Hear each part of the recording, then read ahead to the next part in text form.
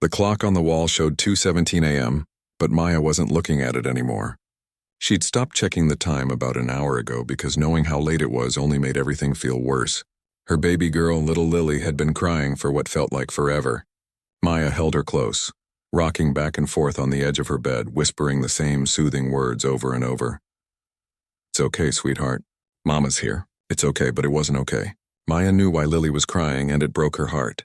The baby was hungry, really hungry, and Maya had nothing left to give her. She glanced at the empty formula container sitting on the kitchen counter of her tiny studio apartment. She'd scraped out the last bit that morning, mixing it with a little extra water to make it stretch through the day. She'd done that yesterday too, and the day before, but now there was nothing left to stretch. The container was completely empty. Maya was 23 years old and felt like she'd aged 10 years in the past 6 months. After Lily was born, everything had fallen apart so quickly. First, Lily's father left, saying he wasn't ready to be a dad. Then the restaurant where Maya worked as a waitress shut down without warning. Oh, goodbye. No final paycheck, just a note on the door one morning saying they'd gone out of business. That was 2 weeks ago. She'd been looking for work ever since, dropping off applications anywhere that was hiring. But nobody wanted to take a chance on someone who'd need time off for a baby. She could see it in their eyes when she mentioned she had a 6-month-old at home. They'd smile politely and say they'd call her, but they never did. Her savings account was empty. Her checking account had $12 in it. She'd already borrowed money from her mother twice this month, and she knew her mom didn't have anything extra to give. Her mom worked 2 jobs just to keep her own lights on. Maya couldn't ask her again. She just couldn't. Lily's cries were getting weaker now, which somehow felt even worse than when she was screaming. Maya's own stomach growled. She'd eaten half a peanut butter sandwich for dinner, saving the other half for tomorrow. There were 3 eggs left in the fridge and maybe enough rice for one more meal. She picked up her phone with shaking hands. The screen was cracked in the corner from when she'd dropped it last month, something else she couldn't afford to fix. She scrolled through her contacts, looking for anyone who might be able to help. Most of her friends had drifted away after Lily was born. They were out living their lives, going to parties, traveling, doing all the things 23-year-olds were supposed to do. They didn't want to hear about dirty diapers and sleepless nights. But there was her friend Jessica. They'd been close in high school, and Jessica had reached out a few months ago saying they should catch up. They'd texted back and forth a bit, and Jessica mentioned she'd gotten a new number. Maya remembered writing it down on a napkin at the coffee shop where they'd met. Where was that napkin? She searched through the drawer of her nightstand, moving aside old receipts and random papers. There it was, tucked behind a stack of unpaid bills she'd been trying not to think about. The napkin was wrinkled and had a coffee stain on one corner, but she could still make out the numbers Jessica had written down. Maya felt sick asking for help, but what choice did she have? Lily needed formula. That was more important than pride. She typed Jessica's number into her phone carefully, double-checking each digit against the napkin. Well, she thought she was being careful, but the napkin was smudged, and in the dark room with only the glow of her phone screen, she squinted at what looked like a 7, but might have been a 1. And that number there, was it a 3 or an 8? She made her best guess and typed it in. Her fingers hovered over the keyboard. What should she say? How do you ask someone for money at 2 in the morning? She felt tears building up behind her eyes as she started typing. Hey, Jessica, I know we haven't talked much lately and I feel terrible asking this, but I'm in a really bad spot right now. Lily is crying and I don't have any formula left. I don't have money until Friday when I get my last paycheck from the restaurant. Could you possibly lend me $40? I promise I'll pay you back as soon as I can. I'm so sorry to ask. I'm just desperate. She read it over 3 times, cringing at how pathetic it sounded, but it was the truth. She was desperate. She hit send before she could talk herself out of it. The message showed as delivered. Maya set the phone down on the bed and went back to rocking Lily, whose cries had faded to sad little whimpers. Help is coming, baby girl, she whispered, hoping it was true. 5 minutes passed. Then 10. Maya wasn't surprised. It was the middle of the night. Jessica was probably asleep. She'd see the message in the morning. But what was Maya supposed to do until then? How was she going to get through the next few hours with Lily so hungry? Her phone buzzed and Maya grabbed it so fast she almost dropped it. The message wasn't from Jessica. It was from the number she'd texted, but the response made her stomach drop. I think you might have the wrong number. But is your baby okay? Maya's face burned with embarrassment. Wrong number, of course. She couldn't even get that right. She'd bothered some complete stranger in the middle of the night with her problems. Great, just perfect. I'm so sorry, she typed back quickly.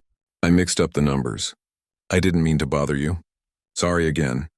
She was about to delete the conversation entirely when another message came through. Please don't apologize. I'm concerned about your baby. Are you able to get formula? Maya stared at the message. Who was this person? Why did they care? Part of her wanted to ignore it, to pretend this embarrassing mistake had never happened. But another part of her, the part that was holding a hungry, crying baby, made her fingers move across the keyboard. Honestly, no, not until Friday. But that's not your problem. I'm really sorry for texting you. She watched the 3 dots appear, showing the person was typing. They stopped. Started again, stopped. Finally, a message came through. Which pharmacy is closest to where you live? I'd like to help. Maya's heart started pounding. This had to be some kind of joke, right? Or maybe it was dangerous. You heard stories about people online who seemed nice but had bad intentions. But then again, she hadn't given any personal information. And they were offering to help with formula, not asking her to meet somewhere. I can't accept that, she typed. You don't even know me. You're right, I don't. But I know your baby needs formula, and no child should go hungry if I can do something about it. Please, let me help. Just tell me which pharmacy. Maya looked down at Lily, whose little face was red and blotchy from crying. She thought about her pride, about stranger danger, about all the reasons she should say no. Then Lily let out another weak cry, and Maya's resolve crumbled. There's a 24-hour pharmacy on Maple Street, 3 blocks from the downtown bus station, she typed. But I can't ask you to do this. You didn't ask. I offered. What's your name? Maya. Okay, Maya, give me 10 minutes. I'm calling them now. Maya sat there in the dark, holding Lily, wondering what she'd just done and whether this stranger would actually follow through. Part of her expected nothing to happen, but a tiny part of her, the part that had been crushed under the weight of everything going wrong, dared to hope.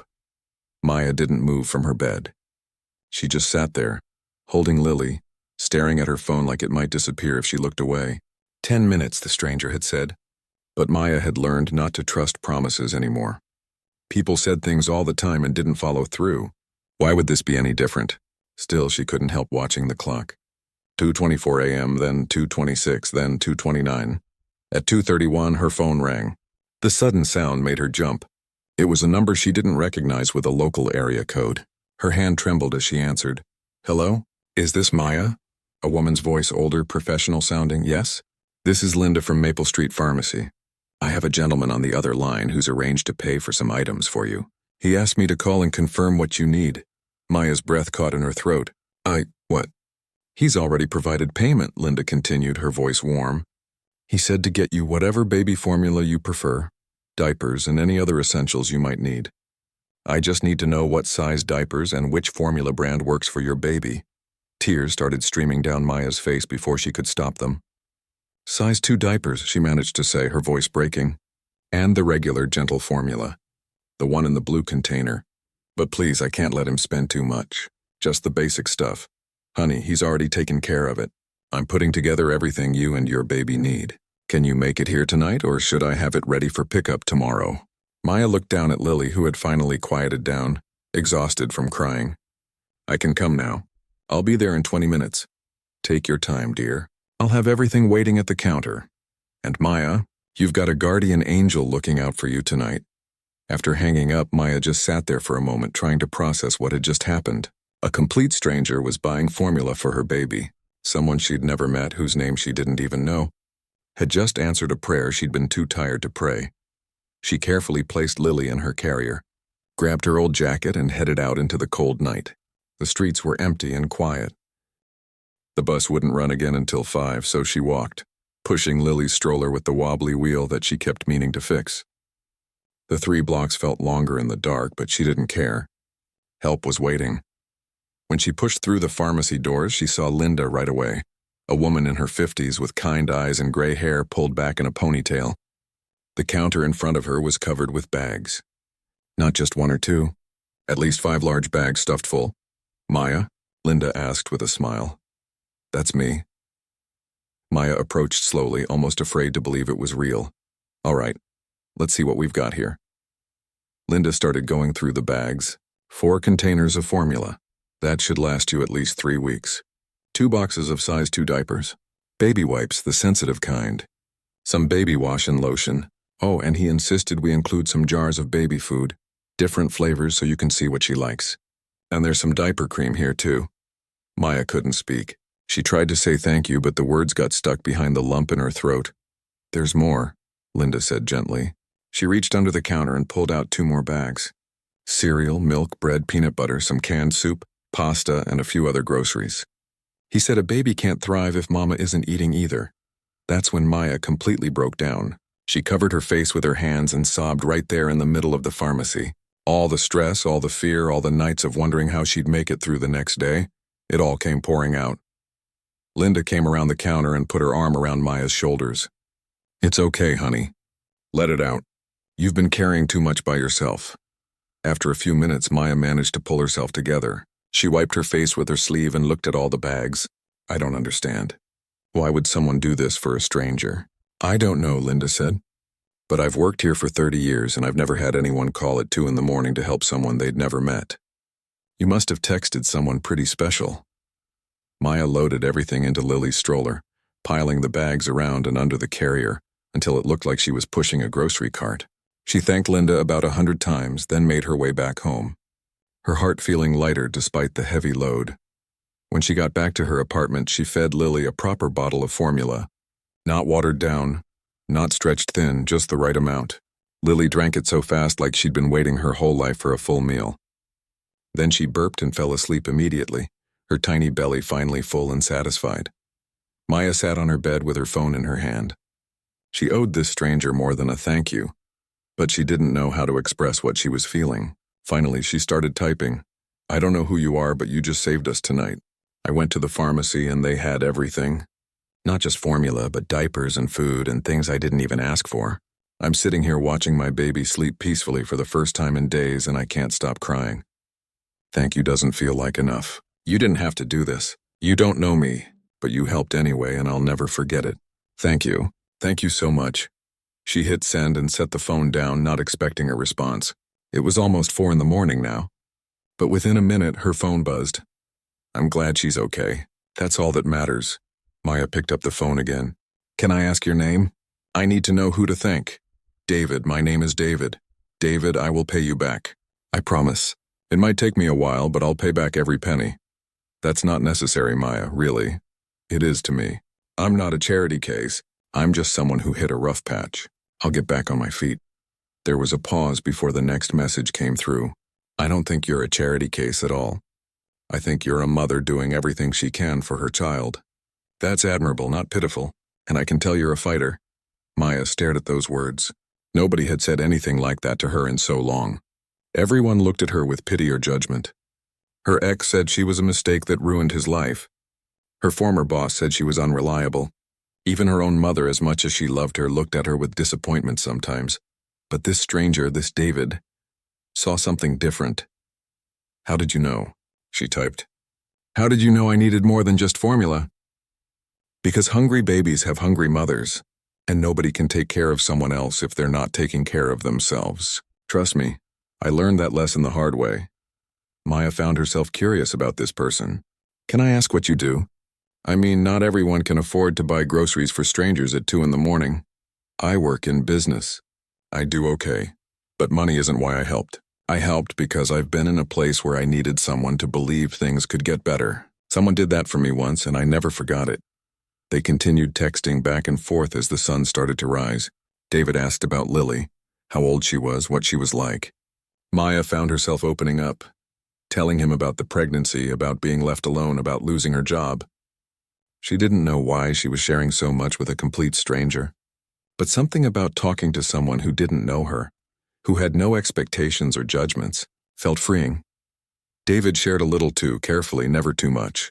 He mentioned losing someone close to him when he was younger, someone who didn't have to die but did because they didn't have access to basic things they needed.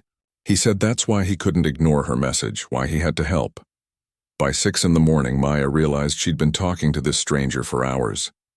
Lily would wake up soon for her morning bottle. She needed to try to get a little sleep. I should go, she typed. But David, I mean this. You changed everything tonight. I was at the end of my rope and you threw me a lifeline. I won't forget it. Get some rest, Maya. And if you ever need anything, even just to talk, you have my number now. Maya set her phone down and looked around her tiny apartment. The formula containers lined up on her counter. The groceries she'd put away. The package of diapers stacked in the corner. For the first time in weeks, she didn't feel completely alone. She didn't know it yet, but that wrong number text was about to become the most right thing that had ever happened to her. 3 weeks passed, and Maya's life started to look different.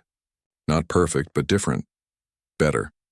She'd gotten a job at a small bakery called Sweet Morning, working the early shift from 5 to noon. The pay wasn't great, but it was steady, and her boss, Mrs. Chen, didn't mind when Maya talked about Lily.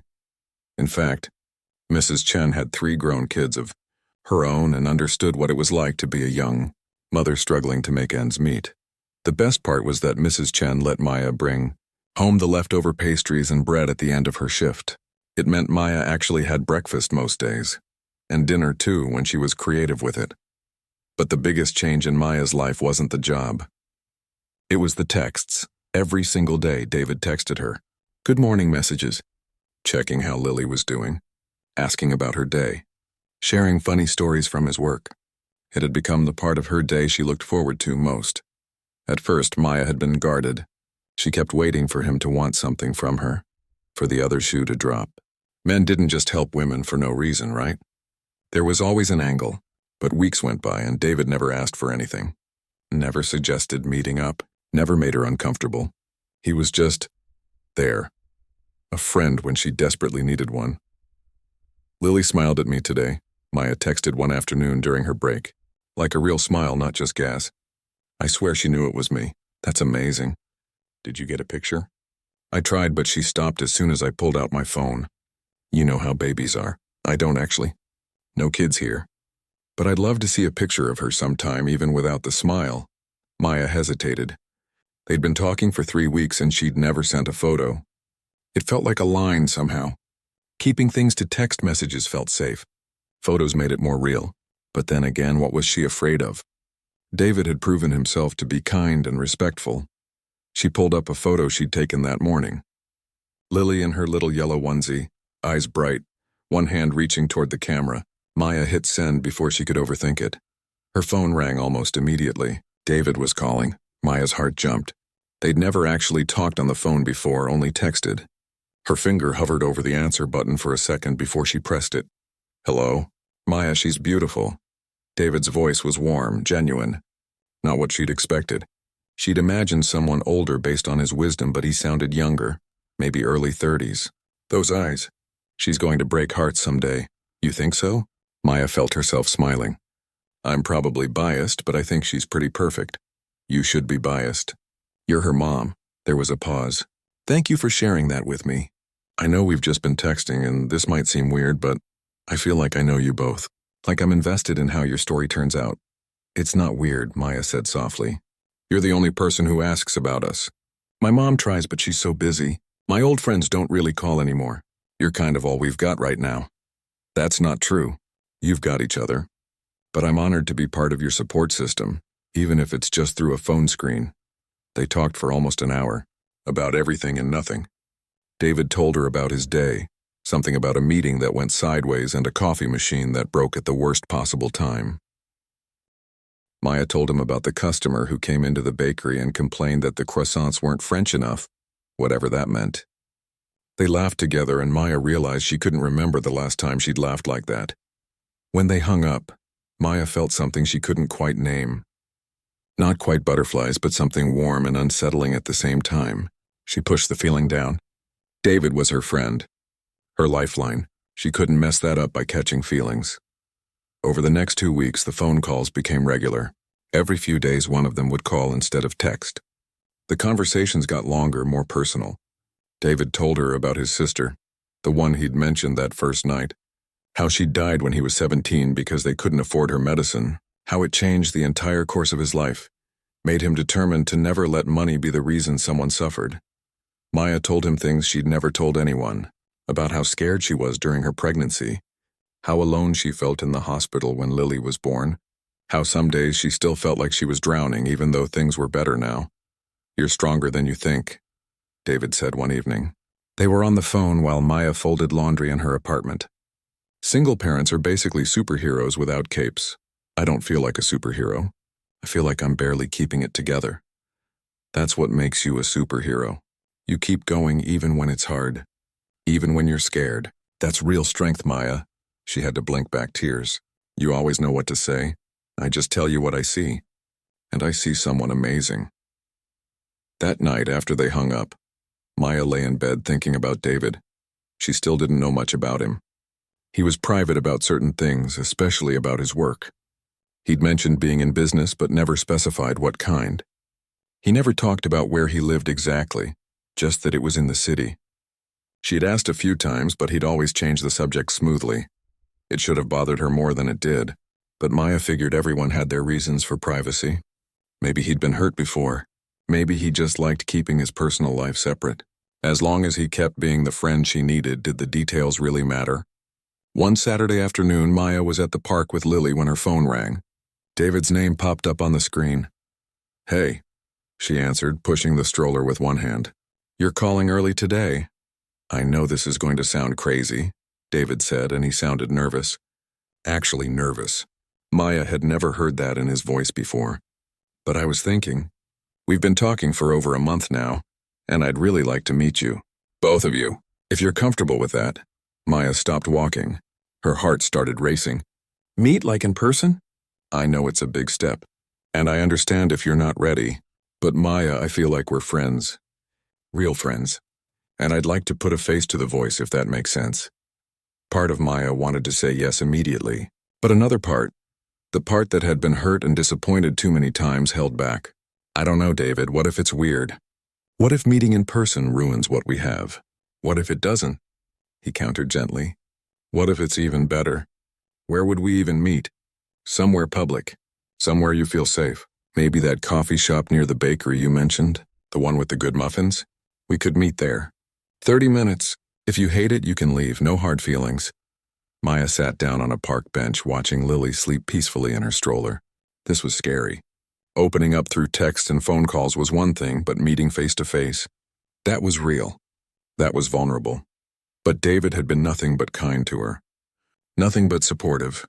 He'd literally saved her and Lily when they had nothing. Didn't he deserve a chance? Okay, she heard herself say. But somewhere even more public. The coffee shop can be quiet sometimes. How about the outdoor plaza downtown? The one with all the food trucks? Tomorrow at 2? That's perfect. I'll be there. He paused. "Maya, I'm really looking forward to this." "Me too," she admitted. "But David, I need to know, why me? Why did you help me that night? And why did you keep talking to me all this time? I need to understand before I meet you." There was a long silence on the other end. When David finally spoke, his voice was thick with emotion. "Because everyone deserves someone who shows up for them. And because helping you helped me too. You remind me that there's still good in the world worth fighting for." After they hung up, Maya sat there for a long time, her mind racing. Tomorrow she was going to meet the man who'd changed her life. The stranger who'd become her closest friend. She was terrified and excited and hopeful all at once. She looked down at Lily, who was starting to wake up, her little eyes blinking open. "What do you think, baby girl? Should we trust him?" Lily yawned and stretched, completely unaware of the huge decision her mother had just made. Maya picked up her phone and sent one more text. "What will you be wearing tomorrow? So I know who to look for." The response came quickly. "Dark jeans, gray jacket. I'll be by the fountain at 2. Can't wait to finally meet you both, Maya." She smiled at her phone, then looked up at the sky. Tomorrow everything might change. For better or worse, there was no going back now. Maya changed her outfit 3 times before leaving the apartment. She finally settled on jeans and a simple blue sweater. Nothing fancy but clean and presentable. She'd washed her hair that morning and even put on a little makeup, something she hadn't done since before Lily was born. "This is stupid," she told her reflection. "It's just coffee. Just meeting a friend." But her racing heart told a different story. She got to the downtown plaza 15 minutes early, pushing Lily's stroller toward the fountain David had mentioned. The plaza was busy with the weekend crowd. People eating lunch from the food trucks, kids running around, street musicians playing on the corners. It was perfect, public, safe, normal. Maya found a bench near the fountain and sat down, her leg bouncing nervously. She checked her phone. 1:47, still 13 minutes to go. She looked around, wondering if David was already here somewhere, watching. At exactly 2 o'clock, she saw him, a man in dark jeans and a gray jacket walking toward the fountain, looking around like he was searching for someone. He was tall, probably over 6 feet, with dark hair and a clean-shaven face. And he was younger than she'd imagined, maybe 32 or 33. But what struck Maya most was how out of place he looked. His jacket wasn't just gray, it was expensive. The kind of expensive you could tell from across a plaza. His watch caught the sunlight, and even from a distance Maya could see it was the type that cost more than her rent. Her stomach dropped. Who was this person? David spotted her and smiled, waving as he walked over. Up close, he was even more polished. Designer jeans, shoes that definitely weren't from a discount store, and that jacket probably cost more than everything in Maya's closet combined. Maya, he said, and it was definitely his voice, warm, familiar, but coming from this stranger who looked nothing like the person she'd imagined. Hi. She stood up awkwardly, not sure if she should shake his hand or what. David solved the problem by looking down at Lily in her stroller. And this must be the famous Lily. Wow, she's even more beautiful in person.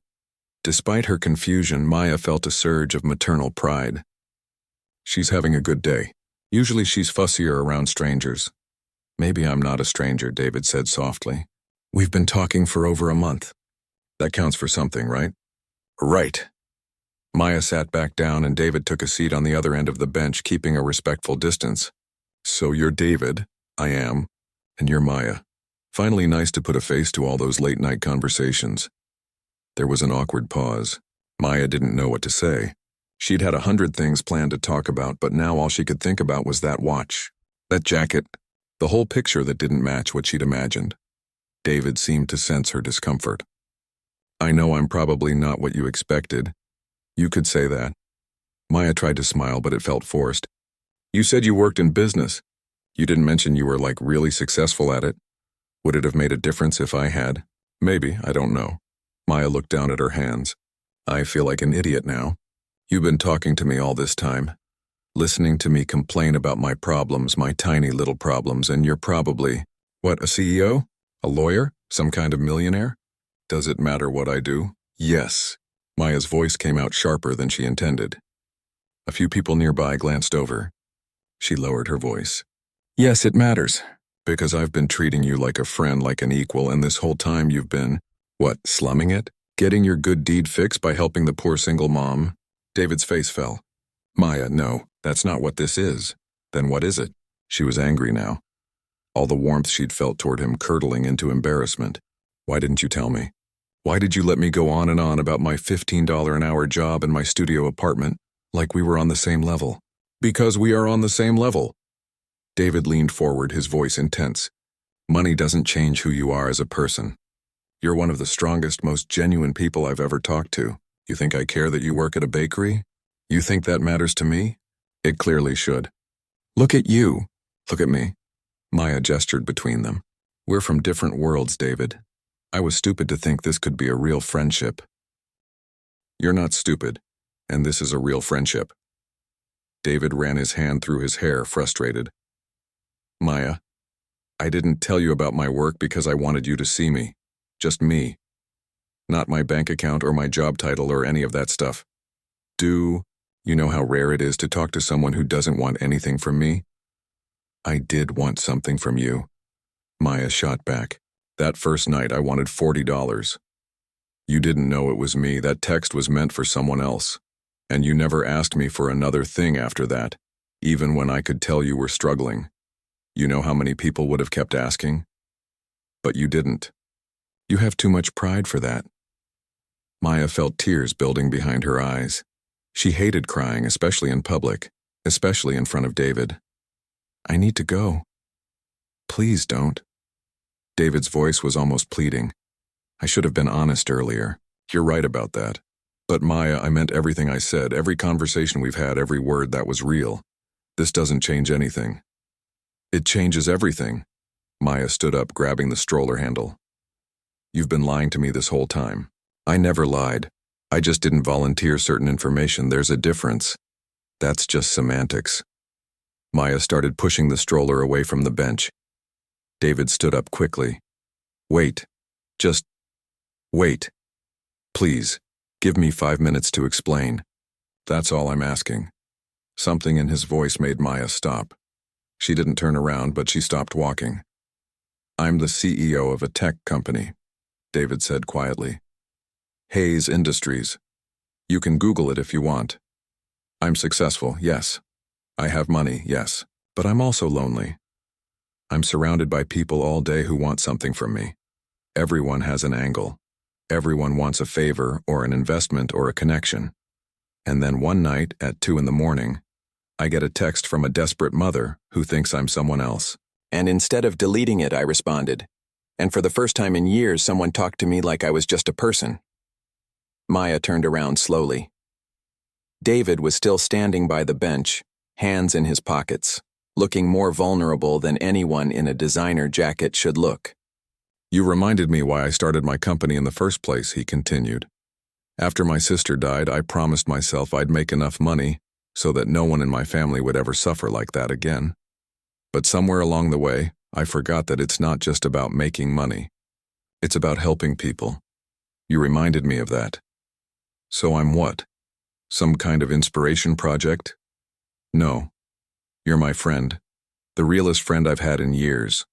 And I'm terrified I just ruined it by being too much of a coward to tell you the truth earlier. Maya looked at him for a long moment. She wanted to stay angry. It would be easier to stay angry, but she could see the genuine regret in his eyes. I need time to think about this, she finally said. I need to figure out how I feel about all of this. That's fair, that's completely fair. David nodded. But Maya, for what it's worth, that night when I helped you, that was the best thing I'd done in years.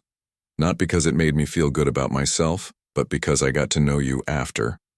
These past weeks, talking to you, learning about your life, cheering for you when things went well, being there when things were hard, that meant something to me. That means something to me. Maya felt her anger softening despite herself. I need to go, she said again, but this time her voice was gentler.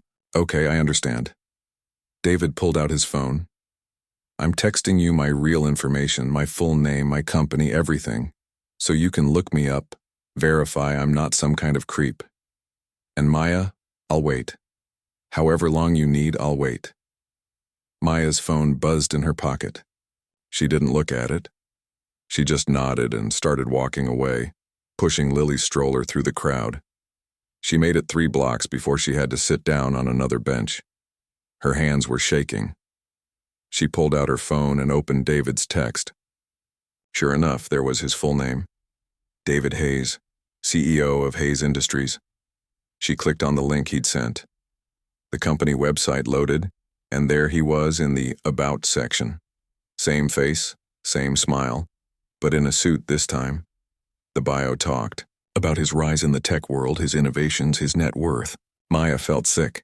This man was worth millions, maybe billions, and she'd been texting him about her problems buying diapers.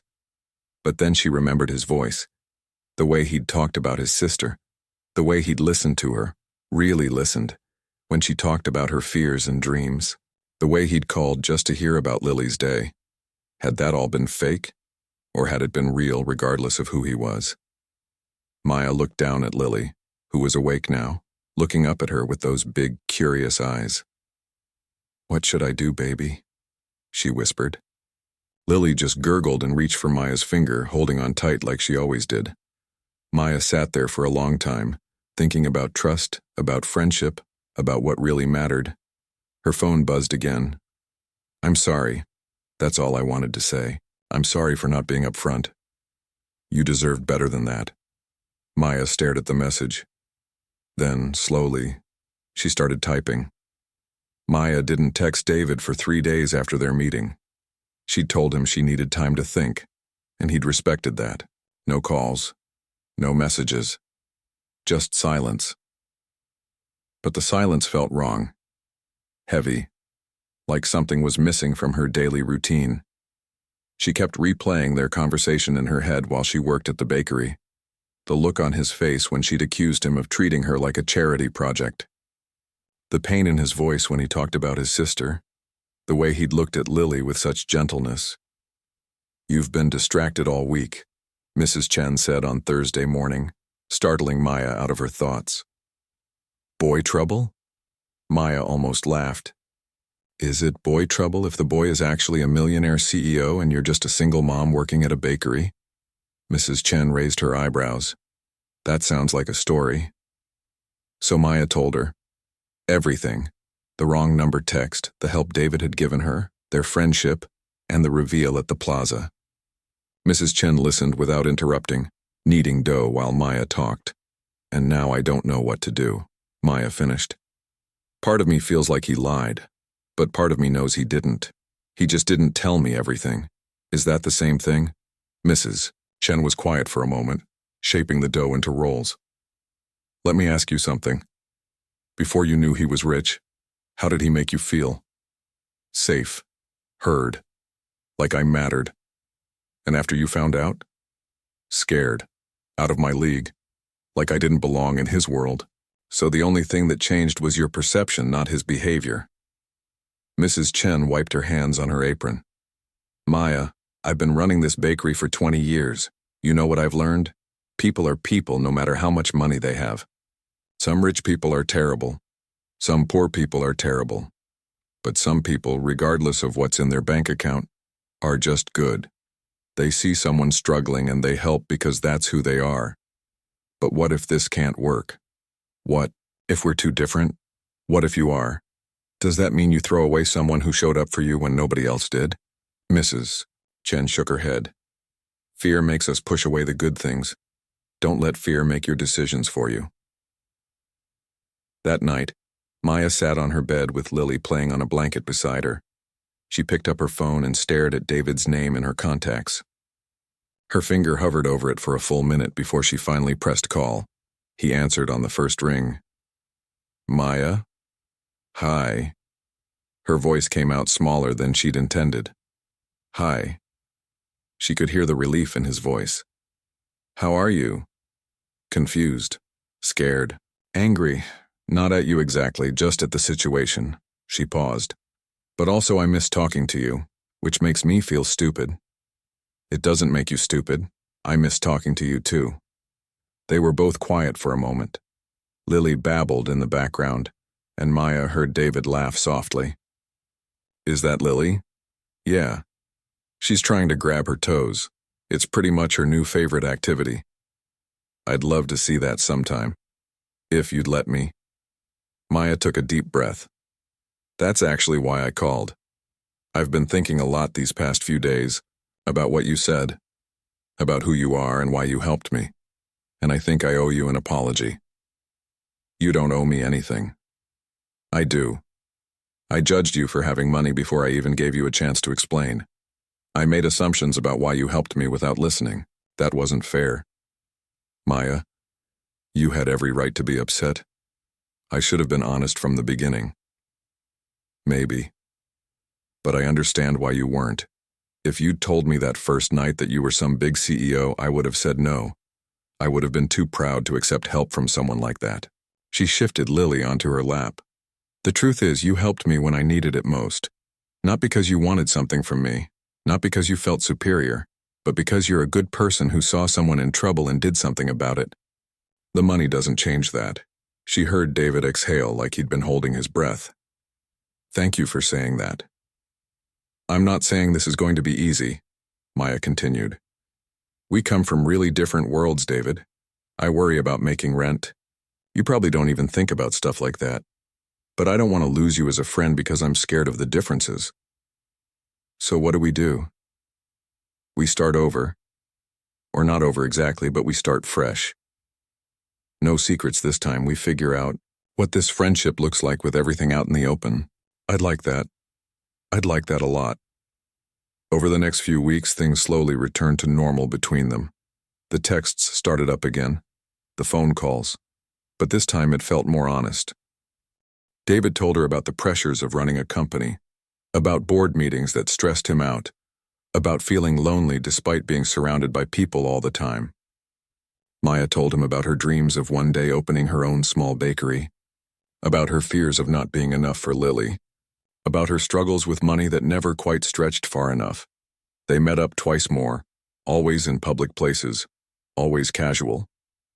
David never made her feel less than. He never threw his money around or made her uncomfortable. He was just David, her friend who happened to have money.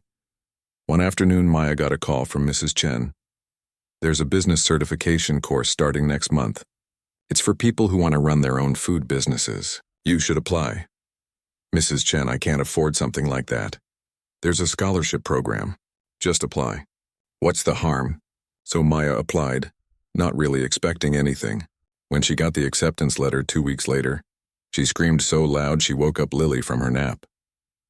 The scholarship covered everything. The course, the materials, even childcare during class hours. She called David immediately, talking so fast he had to ask her to slow down twice. This is amazing, Maya. I'm so proud of you. I can't believe it. I mean, I applied because Mrs. Chen pushed me to, but I never thought I'd actually get in. You deserve this. You deserve every good thing that comes your way.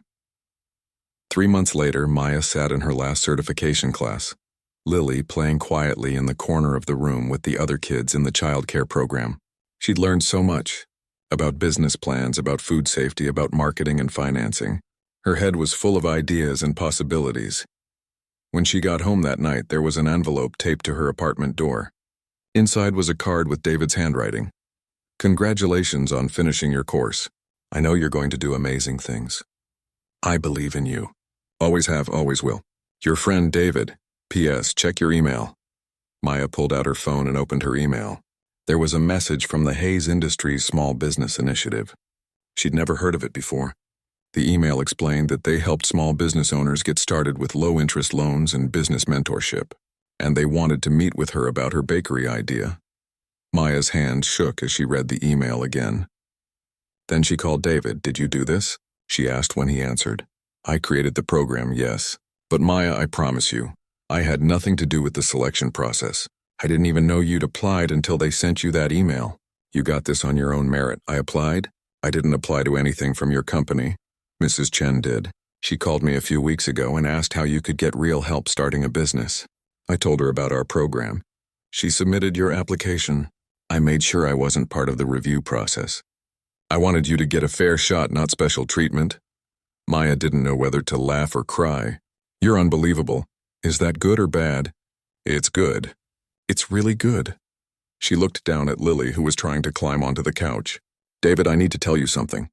These past few months, having you in my life, it's changed everything. Not because of your money or your connections, but because you made me believe I could be more than I was. You saw potential in me when I couldn't see it in myself. You always had it, Maya. I just held up a mirror. 6 months later, Maya stood in front of a small storefront on the corner of Oak and 3rd Street. The sign above the door read Sweet Starts Bakery in letters she'd designed herself. It wasn't fancy. It wasn't big. But it was hers. David stood next to her, holding Lily, who was now almost a year and a half old and talking nonstop.